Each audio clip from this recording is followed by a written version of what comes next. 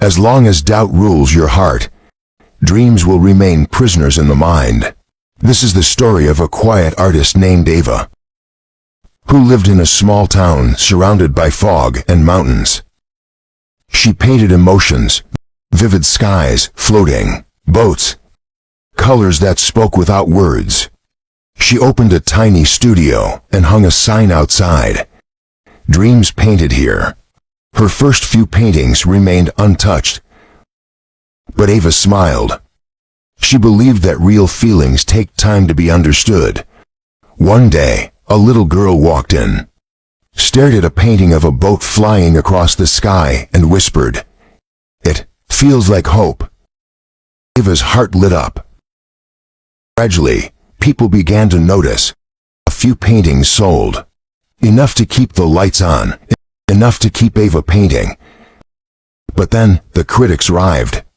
A man in a blazer walked in and frowned. "Your style is too dreamy. Paint reality." Ava politely nodded, but that night, her brush froze. The next week, a woman said, "Why so much emotion? Paint people, real people." Another, "Why boats? Why skies? Why sadness?" Each opinion left a crack in her confidence.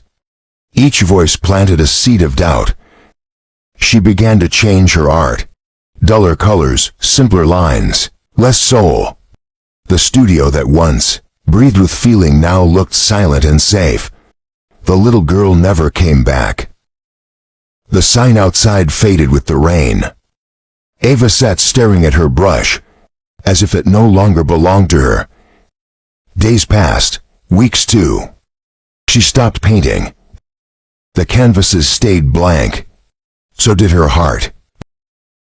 Then one day, the same little girl returned. She looked around and asked, "Where did the flying boat go?" Ava replied softly, "People didn't like it." The girl looked up and said, "But I did. It felt like hope."